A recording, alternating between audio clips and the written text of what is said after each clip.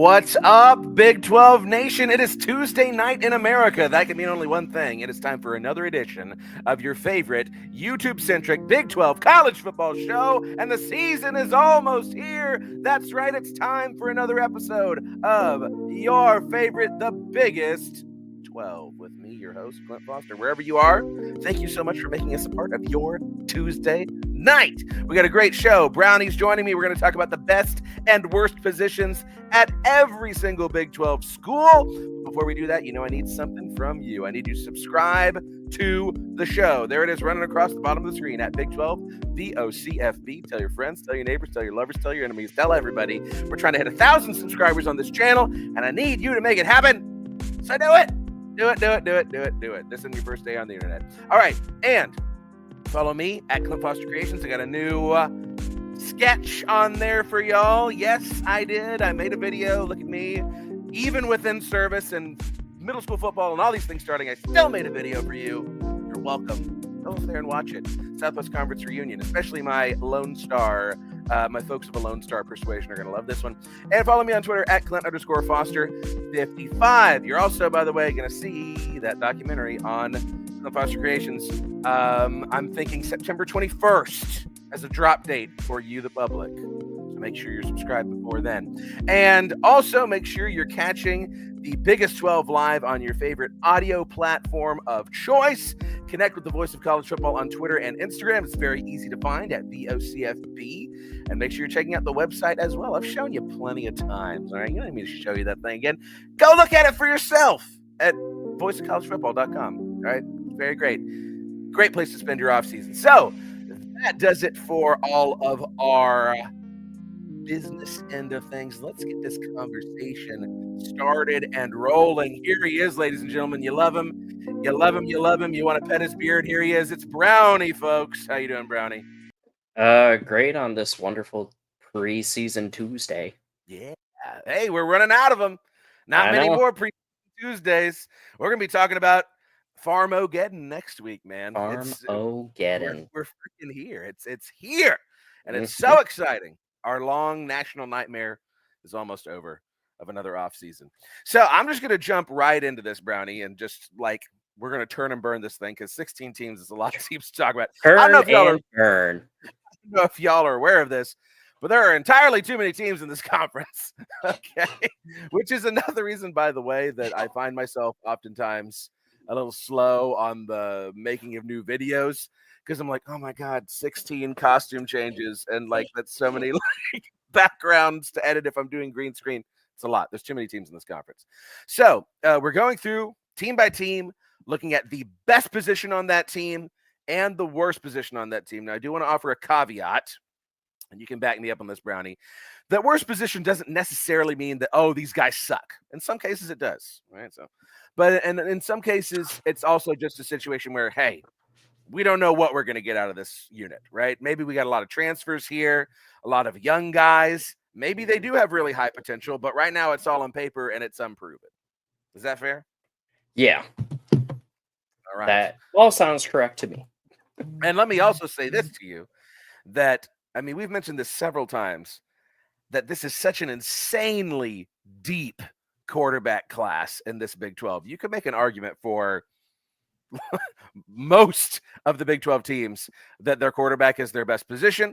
I try to get a little bit more creative than that on a lot of these, but there's a reason that 10 quarterbacks from the Big 12 are on the Davey O'Brien watch list. We got a lot of very elite quarterback play, and it's going to be really stinking fun to watch this season.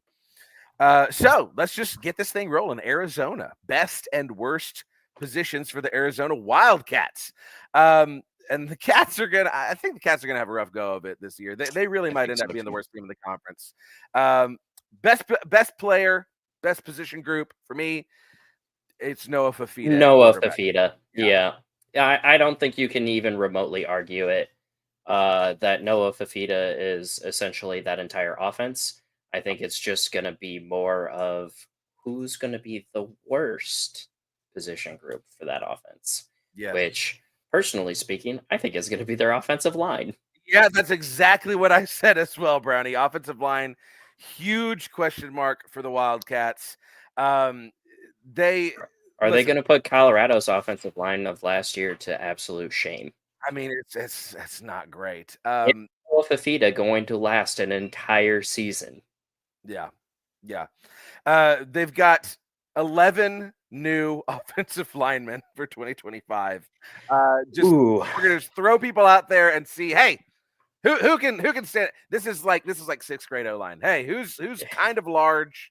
We can just put you out there. It honestly reminds me a lot of like Iowa State when Matt Campbell came in, and it's just like, oh, we accidentally recruited like 12 like outside tackles. So, which one of you can transition to center? Which one of you sucks at snapping the ball the least? Yeah, for real. It's I think they're going to be in the same boat. It's hard out there. But yeah, Arizona. I mean, yeah. So there's a lot of question marks across that team, but I feel like O-line is the biggest one, and it is such a crucial position that really could determine whether or not Arizona is absolutely dead last in the conference, or if they can kind of come close to sniffing a bowl game. But my expectations are not high for them. Arizona State. Now, this is interesting. Okay, and hear me out on this. Sam Leavitt obviously is an elite quarterback, right? I think the sophomore receiver group. Yeah. Okay. Yeah. For me, it's wide receivers or it's O-line. And here's why I'm not saying Sam Leavitt. Because a stellar freshman year followed by a sophomore slump. That's a very real thing. Okay. That's something that Arizona State fans should be concerned about. That doesn't mean that he's not going to be an elite pro player. That doesn't mean he's not going to have an elite, by the time he graduates Arizona State, hey, he's one of the all-time greats. Sure. But the sophomore slump is very real. And I am anticipating that for Sam Leavitt.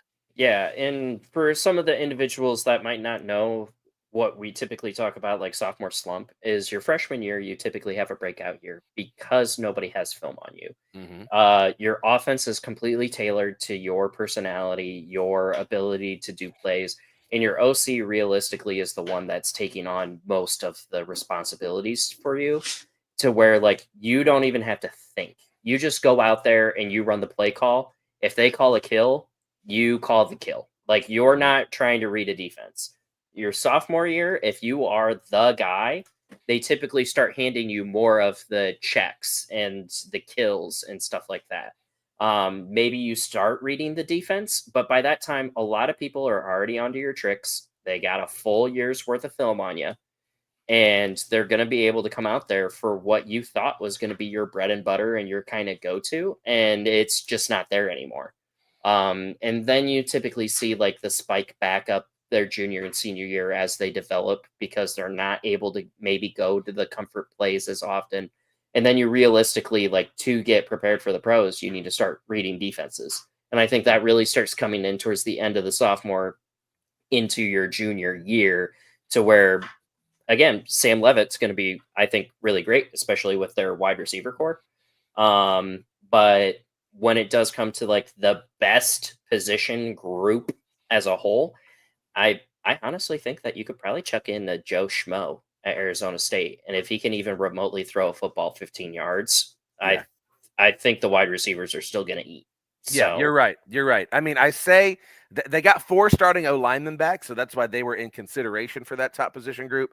But yeah, that receiver group is elite. Gundy proved us wrong on that one. You can't always trust experience. That is true. But yeah, they got an all-conference tight end in Shimon Matayer. They've got Jordan Tyson, of course, coming back. Tyson had over 1,000 yards receiving last year. Also got Jalen Moss out of the transfer portal, who had over 1,000 yards at Fresno State. Jaron Hamilton, Alabama transfer. Yeah, that's an elite receiver group. That is going to be an air raid offense first, for sure.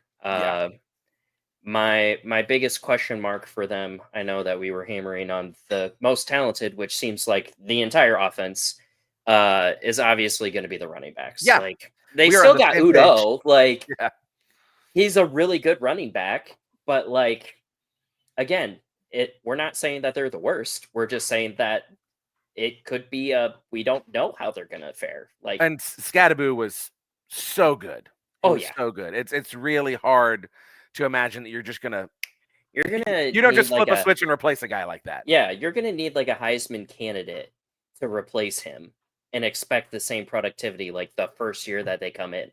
Like we're talking like early to middle University of Miami when they were Yeah. having those massive runs, like where the players behind them, in fact, were better. But like nowadays, you can't do that. You can't stack talent. Yeah. Now, a team that I do think running back is their strength going into the season, the Baylor Bears. Bryson Washington had an outstanding year last year. And even without Dawson Pendergrass, which, by the way, Dawson, is there a more like made up white person name than Dawson Pendergrass? That is like, that's like Hallmark movie love interest all over it. But so Dawson Pendergrass, he had a season ending foot injury. Or foot surgery, I should say. And he was a really nice little change of pace back for them. But even without him, I think Bryson Washington, especially running behind that seasoned Baylor offensive line, whoo, baby, that's a very, very good best position on the field, in my opinion. Yeah, and I think that we're gonna start seeing Aranda start to get more into the X's and O's again. I know that the past couple of years they've been kind of, experimenting with really what like the head coach CEO position truly meant to Baylor. I do think that they're going to go more towards their grassroots where they have like those better running backs and then maybe like one freak outside wide receiver athlete. But again, Sawyer Robertson is like all of the quarterbacks are good in this league. Like, wow. Yeah. Why? You could make an argument for Sawyer Robertson for sure. But I mean, to me, it's Bryson Washington because it's the running backs. Well, 1,000-yard rushers are just not that common a dozen anymore. Yeah, they're not that common. And he rushed for 1,000 yards as a freshman. Okay. Imagine he does that all 4 years. Yeah, that dude's going to be a problem for, several years down in Waco. And again, he's running behind a very good offensive line. Now, worst position group for Baylor, to me, it's the defensive backs. There's a lot of question marks about that defensive backfield. You do have some transfers coming in. Calvin Simpson-Hunt from Ohio State. That could potentially be a good dude to plug in there. Northwestern transfer Devin Turner also to the safeties. But again, it's one of those situations where we got all these disparate pieces coming in from here, there, and everywhere. Are they going to fit together? Are they going to be able to contribute? I also, Brownie, and you can tell me I'm wrong about this, I tend to be a little more leery of transfers from other P4 schools. I tend to get more excited about guys coming up from G6. From the G5s, yeah. Right, because I'm like, if you were that good at Ohio State, then why are they letting you leave? You know what I'm saying? Yeah, and I mean, that's kind of how I see it too, is you're seeing these defensive backs coming in, and they did give up a lot of big plays, especially towards the beginning of the year. They allowed quite a few big plays, I think towards the tail end where they were competitive, and then they really had to like get down and gritty. I do think that it's still a slight upgrade for them, but I am still concerned about that secondary, especially when you're putting in all of these pieces. Now, if it's something where he was a starter at Ohio State and they were a starter at Northwestern, and like you just went out and you dropped the bag on them, and you Baylor ain't doing that. Yeah, like if you knew for a fact that those guys were supposed to go to like Ohio State, Georgia, Oregon, like somebody that is college football playoff ready, not Baylor, and then Baylor somehow got him, I wouldn't be as concerned. But I feel like it's kind of the same way that like some of these other P4 schools are, is they see like a Big 12 standout and they try to drop a bag on them, and then they don't succeed. And it's like, well, they worked great in the Big 12. Yeah, Big 12 is built different. Yeah. Prove me now, wrong. Dishfish does have a good point. Paul Gonzalez, a very, very, an excellent safety coach from TCU, now working at Baylor. So that will help them. He's a name that everybody should know. He's an up and comer. He's going to be a defensive coordinator one of these days, and probably a head coach before long. He could be the future head coach of the Frogs. Well, it was looking that way for a while. Actually, everyone there was a contingent that thought that he was going to be the heir apparent to Gary Patterson. And then Yeah, Sonny Dykes. That happened. So, yeah. But anyway, moving right along, BYU, the last of our Bs here. Your best position's linebacker at BYU. Yeah. No question. I don't think you can argue anybody else. It's the linebacker group. Like that linebacker core, I would say is the second scariest one in the Big 12. Mm-hmm. Yeah. Yeah. Jack Kelly, Isaiah Glasker. I mean, future pros, like not linebackers that you want to be going up against, staring at you at a B gap, right? And then worst position, I mean, it's quarterback. Come on, yeah, it's the biggest question mark on the whole team. Who plays quarterback? Who's going to fill in for Jake Retzlaff? I think their entire team is very solid. It's literally the quarterback is the biggest question mark. So I mean that I think has to be the unanimous pick, right? Mm-hmm. Yeah, absolutely. Crick Ward, and then we'll be right back. College football is even more exciting when you've got some action on the line, and the games are even better when you're cashing in. And the Voice of College Football is the place to be to get the greatest value. Start with my picks. 75% against the money line, 58% against the spread, and I've got a 40-plus year track record. 11-0 in the college football playoff for me last year against the money line, 8-3 against the spread. And I'm just the warm-up act. Steve Merrill of Wager Talk is our ace in the hole, show stopper. 7 years with the Voice of College Football, over 30 years in the industry. Steve gives us analysis on all the big games, but you can't miss Steve's weekly under-the-radar pick.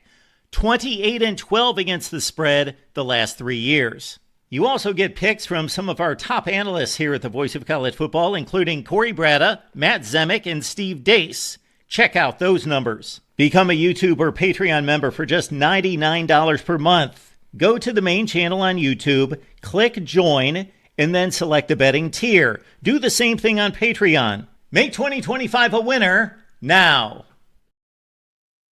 All righty, so let's talk now Cincinnati. Cincinnati, a team with a lot of questions at a lot of different position groups. But to me, it's no real question their strongest is quarterback Brennan Sorsby. Yeah, I would definitely agree. I think Sorsby is going to be their best route. You might be able to compete with like the defensive line with as many pieces that they had coming back. Yeah, but they have a very good defensive line. I mean, Brennan Sorsby is just in a tier of his own. I think that's the quarterback that Cincinnati's been waiting for a while. I think he's got the talent. He just needs the talent around him. Yeah, 2,800 yards passing last year, 18 touchdowns, 7 interceptions, 136.4 passer rating. Who's he going to throw to? We don't really know. Who's going to run the ball? We don't really know. But I think their biggest question mark, again, very similar to Baylor, is the defensive backfield.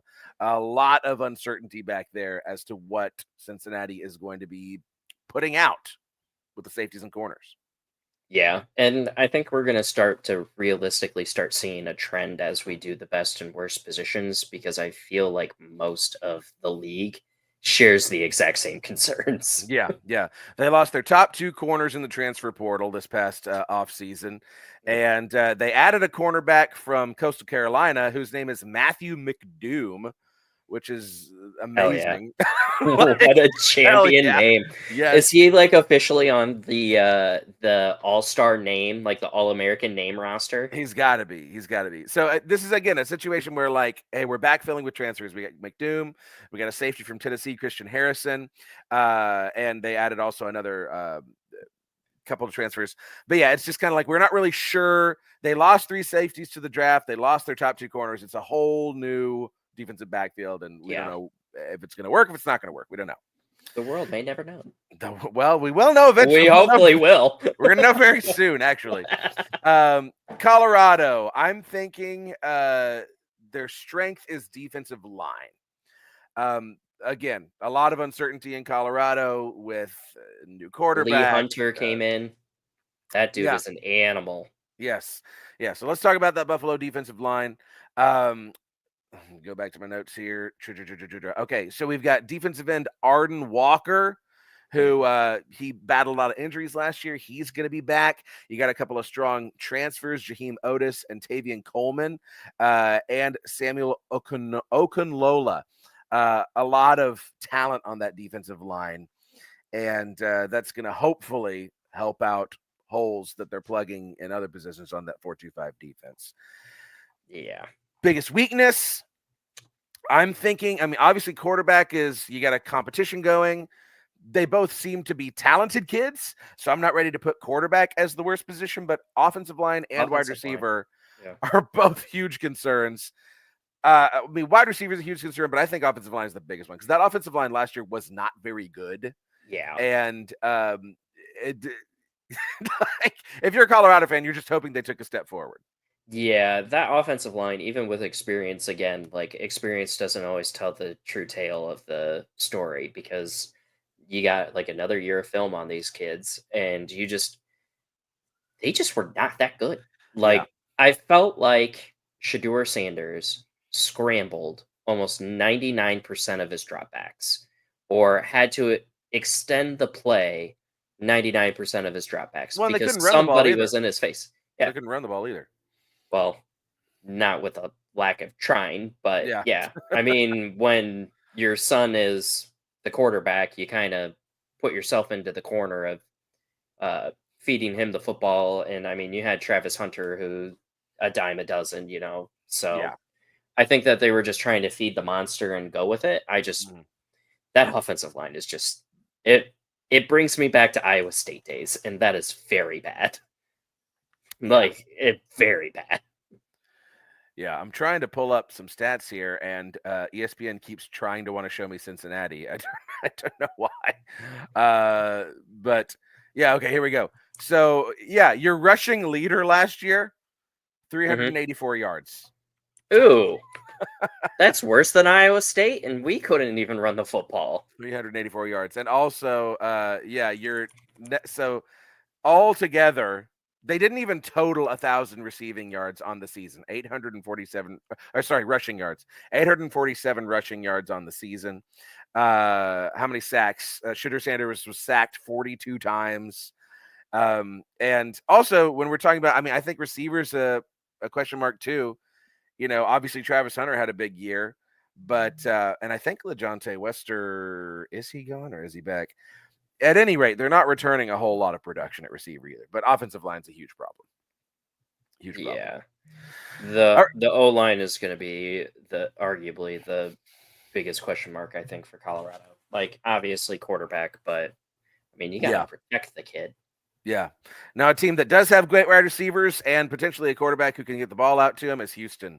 I really like Houston's wide receiver core. I think that's the best position group on their team. Let me get some names for you here. We got a couple of strong transfers from the G6 ranks. We got Amare Thomas from UAB and Harvey Broussard III from Louisiana Lafayette. They're joining Stephon Johnson and Mekhi Muse, who, by the way, I mean, this is a strong receiving group even after losing Joseph Manjack to TCU, right? They just got that many dudes, which I think is why Manjack was comfortable leaving. And then you got Dean Connors coming from Rice. All of y'all who are doing Rice rebuilds on College Football 25, you'll recognize the name Dean Connors. He's kind of a Swiss Army knife type of guy that they can play running back and receiver. So, I mean, hey, that is dastardly leaving Rice for Houston.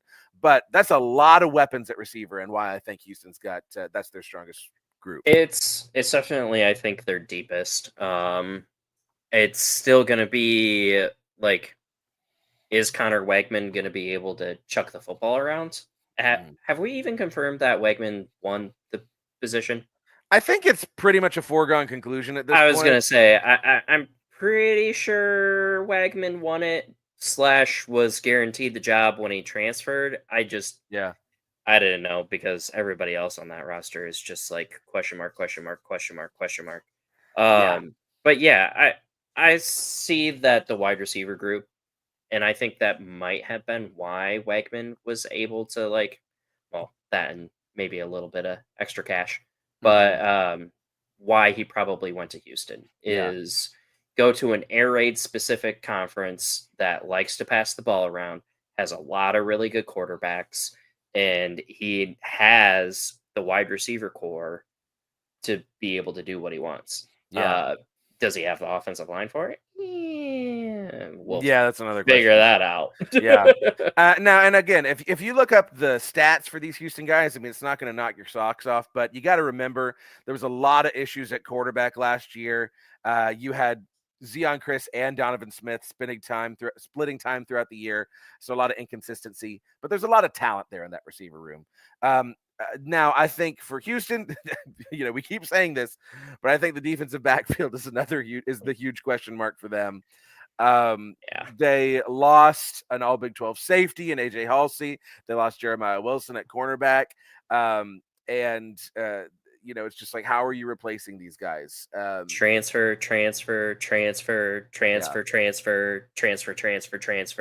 Do they even have a defensive back that they actually have legitimately recruited on their roster? They have 3.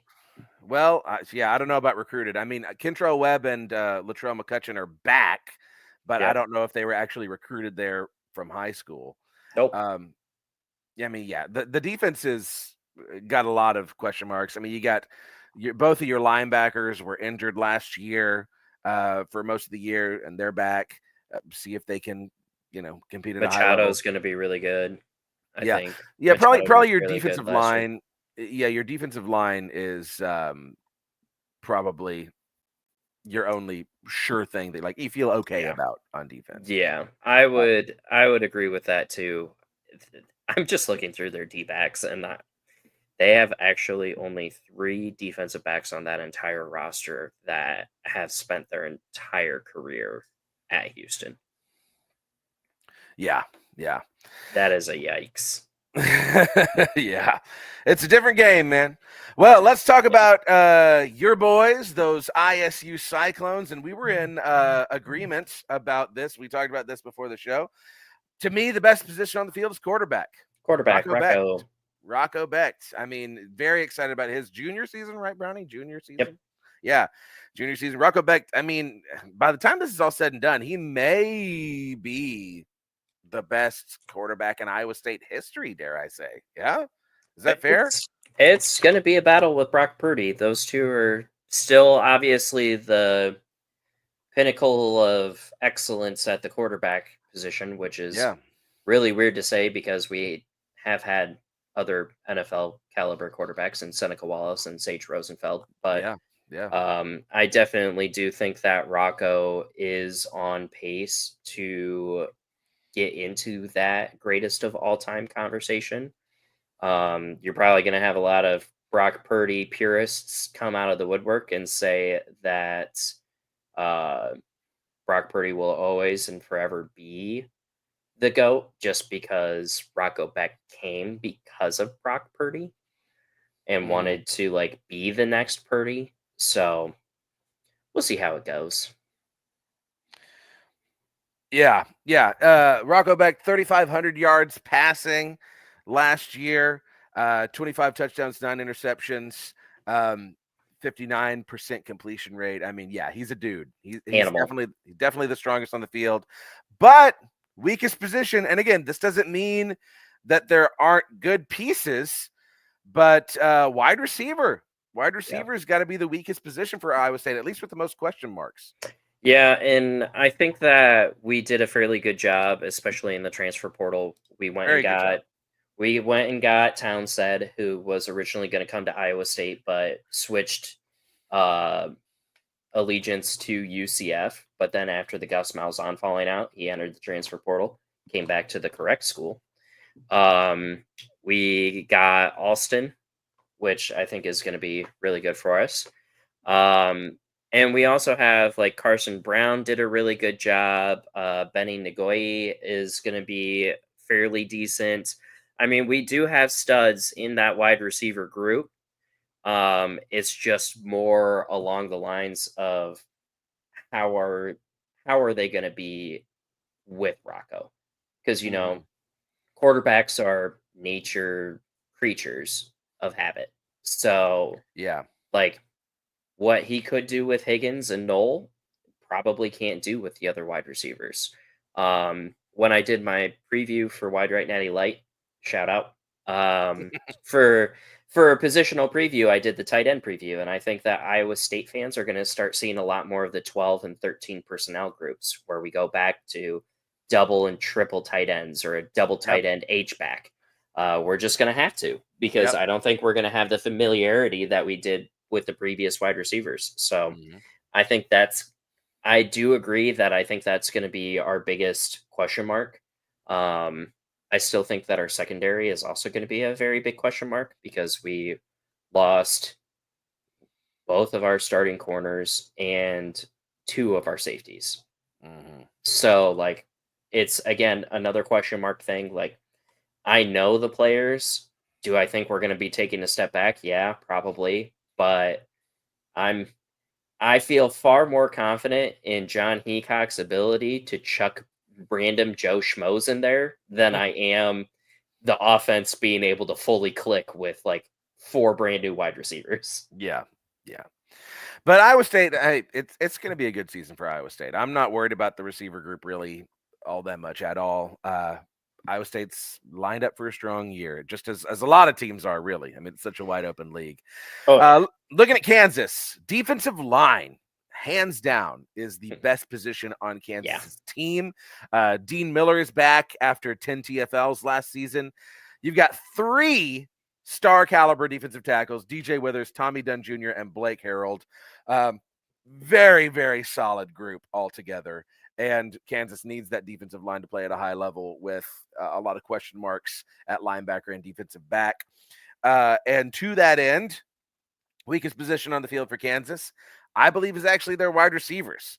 We were talking about with Austin just the other week about how there's a lot of excitement around Jalen Daniels, of course, and there's a lot of great pieces on that offensive line. But who are these weapons that Daniels is going to throw to, right? A lot of new names, a lot of new names. And really the only one of note so far is an Alabama transfer, Emmanuel Henderson Jr. But outside of that, it's like, I don't know. Yeah, right, exactly. So receiver, massive question mark. Yeah. For Kansas. I would 1,000% agree with that, because who is he passing to? Like, I know that you guys lost like your dynamic duo at corner, but you have enough experience at safety and their backups to where I don't think you're going to be feeling that much heat. But every defense is going to be feeling heat, especially in the secondary in this like Big 12 conference, because we have 10 amazing quarterbacks. Like, name another league that has arguably 35 or 10 out of the top like 35, top 50. Yeah. Like, we're a fifth of it. Maybe even a quarter. Yeah.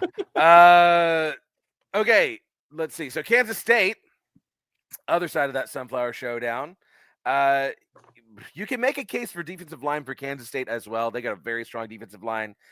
But to me, I think it's running back, especially if you count Avery Johnson as a running back. Avery Johnson is a running back, so I will allow it. So that's Avery Johnson and Dylan Edwards, right? Dylan Edwards is going to be a problem. I mean, yeah, that's a very, okay, with or without Avery Johnson, Dylan Edwards is very good at running back. And again, defensive line, I would be willing to hear that argument for Kansas State. But yeah, I think running back is your strongest position for Kansas State. I mean, come on, it's a year ending in a number. Of course, they're going to be good at running the football. However, their offensive line is a big question mark. Okay, and I think you could say defensive back. I'm going to say offensive line is their biggest question mark, because they're replacing 4 starters. They've done a lot of work in the transfer portal, and there's a lot of guys, if you remember our Kansas State preview all those weeks ago, right? There's a lot of guys that they're very excited about in the transfer portal, but it's all on paper right now. And I think offensive line is the hardest position to just plug and play guys from the transfer portal. Hey, you're large, go block, right? It doesn't really work that way. And that's why I think they're the weakest position for Kansas State, and Kansas State fans should maybe be a little bit anxious going into this season.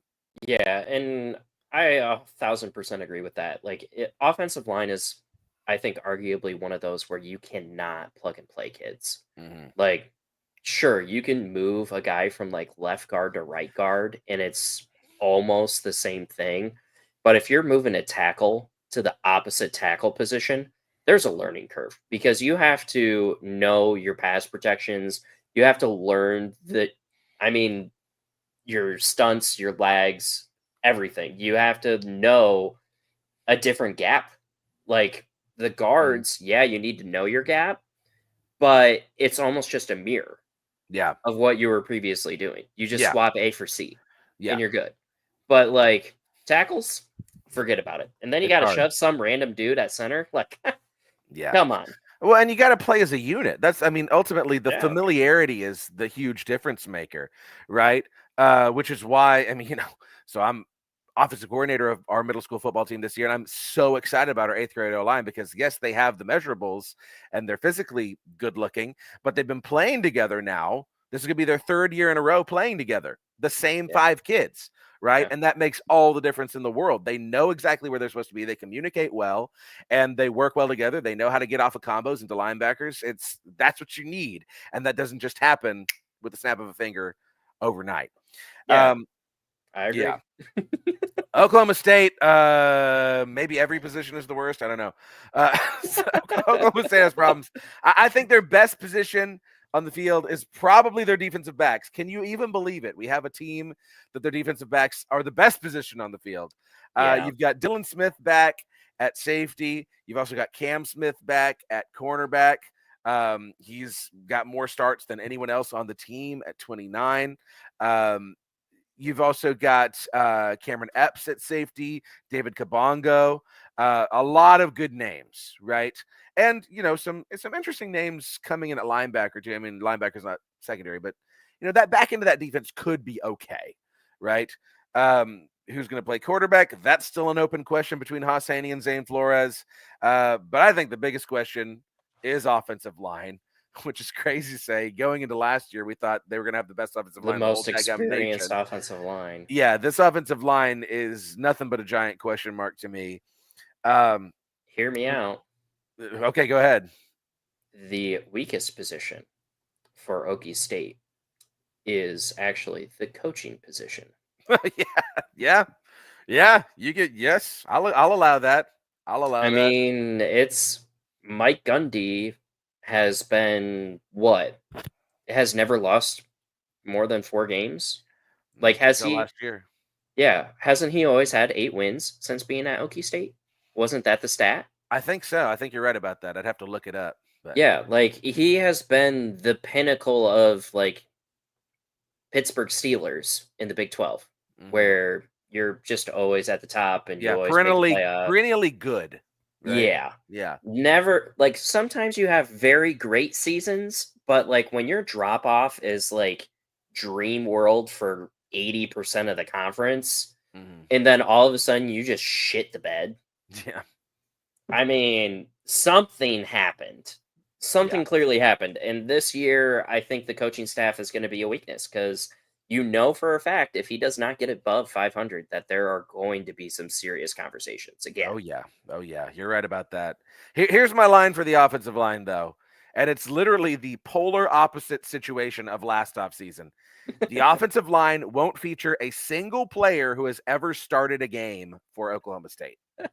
Not one. How do you go from the most experienced to the least experienced? I mean, but it absolutely makes insane. Last year, it makes sense why Oklahoma State fans were like, "Yeah, this is the year we're gonna do it this year. We're gonna win it all." I mean, because they were in the Big 12 championship the year before, and they got all that talent coming back. That just goes to show you the kind of league that this is. It's a tough freaking league. Best running back, best offensive line, a decent enough defense to get your offense like up and humming. You don't have to rely on the quarterback to make very many plays because you knew Ollie Gordon was going to be the bell cow. And then all of a sudden, just the wheels on the bus fell off. And you were just like, what is this team? Yeah. And Dishfish is pointing out, yes, Doug Meacham, the former OC at TCU, is now the OC at Oklahoma State. So that'll be interesting what changes he makes. He's back at his alma mater now at Oklahoma State. And all y'all Southern schools quit hiring each other's things. Like it gets really confusing when you look up like their coaching history, and it's like Texas, Baylor, TCU, Okie State, Oklahoma, TAMU, and you're just like, do you just like the South or? Well, yeah, hey man, hey, listen, If you're not from Texas, you get here as fast as you can. It's maybe a little bit incestuous, but also I think once you go to all the effort to build relationships with like high school coaches all across Texas, you really don't want to lose it. Yeah, you're like, oh my god, that was a lot of work. Like it's a big state, Yeah. Okay, so speaking of my favorite state, we're talking about my favorite team, them TCU Horned Frogs. You know what? Go ahead and call me a homer. Josh Hoover is the best player on TCU's squad. I think he is in line for an elite season at quarterback for TCU. I mean, he set the single season record for passing yards at TCU, right? That is no small feat, especially when, you've got guys like Trayvon Boykin and Casey Paha who have played at this school. Right. Andy Dalton, of course, was a good quarterback too, but not as prolific of a passer. Josh Hoover, man, he's in line for a great year. Now, biggest question to me, our starting linebackers are going to be good. There's some depth questions I have, but I think if I'm going to be intellectually honest with myself, offensive line is that biggest question mark position. There's reason to be optimistic going into this season. These guys have played together. We got 2 new tackles, but the interior has played together now a couple of years, and they seem to have an emphasis on physicality. But when you look at last season, right, and the struggles for the large part of the season to run the ball effectively, it's hard not to say, until they prove it, right, until they prove otherwise, it's hard not to say that that's the weakest position on TCU. Am I wrong, Brownie, or am I right? No, I think you're right. And again, we're really starting to sense a pattern here in the Big 12 where you have great skill positions, but not great trenches. And if you have great trenches, you do not have skill position players. Mm-hmm. Like it's one or the other. And I think TCU starts falling in the line with a lot of other schools where you need to protect the quarterback. The big question is, how are you protecting the quarterback? And like we all know that all of these quarterbacks are going to be elite. It's just, how many times are they going to get hit? How many times are they going to get blindsided? And are they going to be durable enough? Because for a fact, and I mean, Dishfish brought it up, Belichick is going to blitz with a side of a blitz. Like he is going to test that offensive line. That's what I would do. Yeah, but if TCU shows that they can hold their own on those blitzes, I guarantee you the Big 12 is not going to blitz as often. But if that offensive line shows that they can't pick up gaps in stunts and maybe a few stingers, you're going to be seeing blitzes all day, which Hoover is going to have to, I think he's able to do it. He's going to have to sit in that pocket and he's going to have to know that he's going to take that hit. But if you're bringing 7, you're bringing 5, 6, 7, 8. He knows he has somebody open. He just has to play in his feet and find that guy. And you guys are going to get big plays. Yeah. There is so much riding on Ben Taylor Whitfield and Ryan Hughes. Finally, as full-time starters at tackle, are they up to the task? I think Ben Taylor Whitfield, he's going into his junior year. He's a big body. I feel very good about him. Ryan Hughes, he's a redshirt freshman, right? Is he ready for that? Okay. And can they play up to snuff? You got to put him on the right. Yeah. If he's a redshirt freshman, you got to put him on the right. You cannot have him you can't have him on the blind side. You just can't. Yeah. Yeah. I think Ben Taylor Whitfield has to be your left tackle. Ryan Hughes, your right tackle. And then of course you've got Carson Bruno back from injury. You got Cade Bennett in there. And you've got the center whose name is escaping me, Colton Deary, right? So that's a pretty, there's opportunity there, right? Texas boys in the trench. Yeah. I wouldn't mind seeing Rashid Jackson step up too. That's another dude, 6'7", 320. Come on now. Get him out there somehow. Okay. One more word from Mark, and then we'll finish up with the last 4 here. All right. You can make a difference here at the Voice of College Football. Use the Amazon link. Financially contribute to the Voice of College Football without spending a penny. Same shopping experience. It's easy. Go to any video on any channel. Go to the description section and grab the link right next to the capital letters that say Amazon. Use that link and Amazon will instantaneously convert to your account, settings, history, everything intact, just like whatever link you use right now. No difference. Pay no attention to the product that you see right there. Just go search what you want. Don't forget the Amazon link. Thank you for your support. Sincerely, the voice of college football. All right. So, home stretch here. Let's talk about Texas Tech, which, frankly, their entire team could be a question mark because they're all transfers. Not the linebackers. Not the linebackers, though. Yes, we talked about this before the show. Linebacker is hands down their strongest position on the field. Brownie, I'm going to let you gush about him. I mean, you're looking at a defensive masterclass at that linebacker position. I think it's going to be the most solid.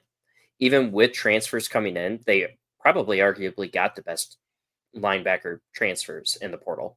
I mean, you could almost say that they got all of the best transfers in the portal, but I do believe that this transfer class was one of the weaker classes. But I mean, that linebacker group, Rodriguez is a freaking animal. Ben Roberts is the other one. Jacob Robert, Ben Roberts, yeah. Yeah, I really hope that they switch to a 4-2 so I don't have to see 3 to 4 of them on the field at any given time because that's going to be a nightmare. Well, just those two had 210 tackles, so I know. Didn't Rodriguez get the most tackles in the Big 12, I think, too, this year? I'll have to look back. Or was it Gassler? Let's see here. I can't remember. Big 12 tackle leaders. While I'm searching that up, I think you could make a case of offensive line as the biggest question mark for Texas Tech. They did get a lot of transfers in, but I think for me it's the running back position because you're having to replace Taj Brooks, and you have some pieces that are intriguing, but it's really not clear who that next guy. It's kind of a Cam Scatterboot situation, right? It's kind of not clear who's going to fill in that role for an all-timer. Do you agree with me or not? Heisman candidate versus a Heisman candidate, like. You're going to have to get a Heisman candidate in order to fix that issue. I was actually going to say I think the biggest question mark is going to be the quarterback position. Well, yeah, sure. And if that question is simply, can Behren Morton stay healthy? Yeah. Are we going to see Behren Morton step up into this offense and lead the offense the way that he was intended to last season? He's not going to have Taj Brooks as the crutch anymore. So they're not going to be able to probably ground and pound and open up the passing game with play actions and the bootlegs that they used to. But then are we going to see Will Hammond again? Could it be to the point where if Morton starts, coming down off of the stats and has a few bad games, Will Hammond's right there. I was more scared about Will Hammond starting than I was Morton starting for the Iowa State Texas Tech game. Yeah. And I think that a lot of coaching staffs were the exact same, but Hammond is just fast. Mm-hmm. Yeah. And to answer your question, Brianna, yes, Jacob Rodriguez did lead the Big 12 in tackles last year, 77 solo tackles and 5 sacks. Freaking animal, dude. Yeah. Yeah. That dude is all over. I'm pretty sure he had tackles, sacks, tackles for losses. Pretty sure he even had an interception last year, too. I mean, the dude is everywhere. I'm trying to remember. There was a defensive tackle. Dishfish might know this. There was a defensive tackle at Texas Tech named Senior Sack. Back in the 70s or 80s, that Jacob Rodriguez gives me, because they both have mustaches. They give me that same vibe of each other. I think his name was Gabriel something, or it's escaping me. If anybody in the comments knows, put it in the comments. So yeah, my favorite one. Gabe Rivera, thank you, Dishfish. There it is. Senior Sack. My favorite one for Iowa State history was called Brent Curvey, or also known as Brent Big Play Curvey. And he was a big defensive lineman. He was from Texas, didn't get recruited by any of the Texas schools. Iowa State was his only P5, back in ye olden days of the early 2000s. And my favorite story, because he owns a kolaches shop here in Des Moines. Oh, I love that. Oh, it's food is amazing if you're ever in Des Moines. But he will always talk about his interception against Colorado during our tornado game. And before we had the souk up end zone, it was literally bleachers and a jumbo, like not a huge jumbotron, but just like a portable jumbotron kind of thing. And he always joked, saying as soon as he picked it off, he was literally looking up at the jumbotron, watching people catch him. And in the highlight, you can see him like tilting his head up, like as the Colorado quarterback is diving for his feet, and he does skip at the perfect time. And everybody's like, "Oh, he's got great football IQ," and he's like, "No, I was literally watching it happen on the screen." Man. Well, speaking of great defensive linemen, I think that is absolutely the strength of the UCF football team going into this year. Malachi Lawrence, Nigelic Kelly, and Sincere Edwards now coming from Pitt as well. Lawrence and Kelly combined for 10.5 sacks last year. Very, very solid defensive line in Orlando. And your weakest position, it's got to be quarterback. Who the hell plays quarterback? Nobody knows. I think it's quarterback. You could also probably say weakest position is going to be the coaching staff again for this one. Gus Malzahn just jumped ship. Like, let's be real here. Dude was terrible at recruiting, just wanted to do the X's and O's, try to get the staff to do the recruiting for him, and you just saw the skill just drop. I mean, they got RJ Harvey.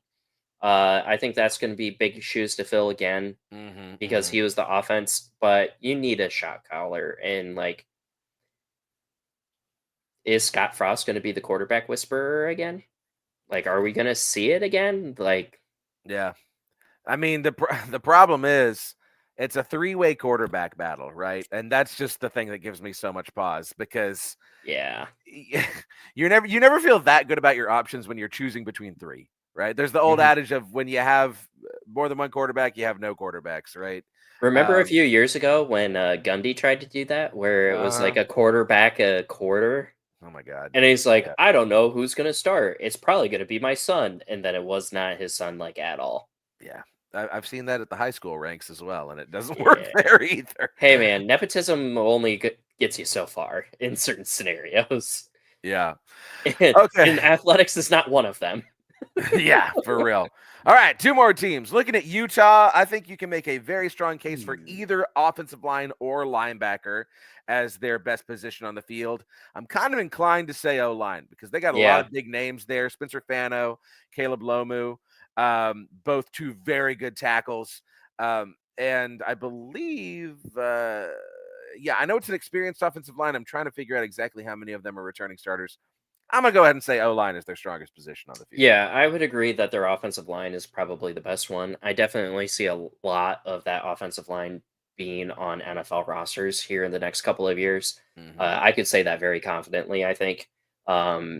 They've always had decent offensive linemen. It's just, I mean, if we want to go straight into the weakest, quarterback.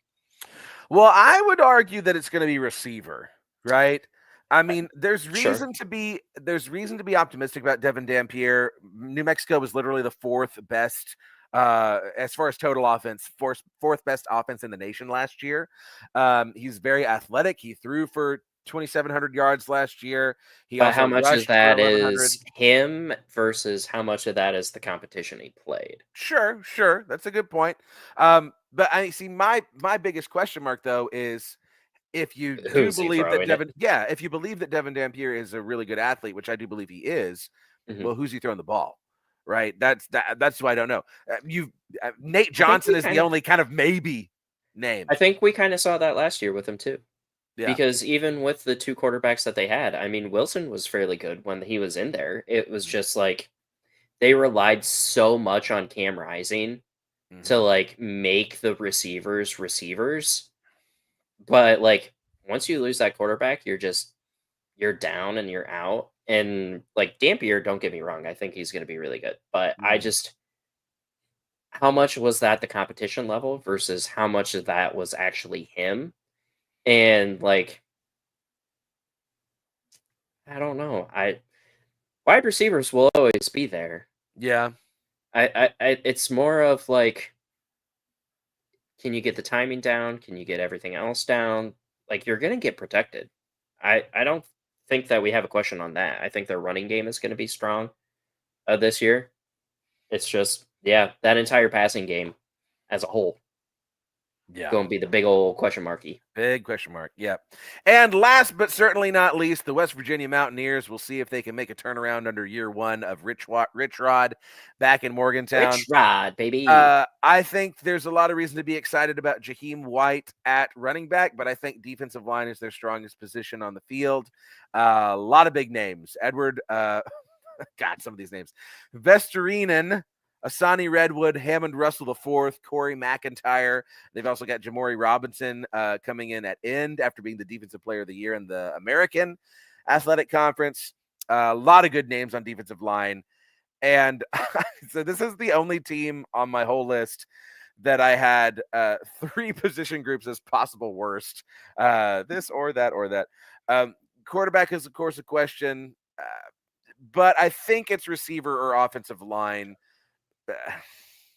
It's probably receiver for them as their weakest position group. It's Rich Rod. You don't need receivers. But here, listen to this.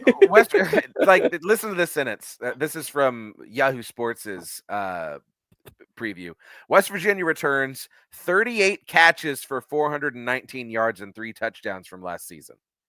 Right? Champs. That is Iowa football, baby. Yeah. It says the staff was active in the portal, but that's all they return. I mean, and also the offensive line must replace its top 7 players from a season ago.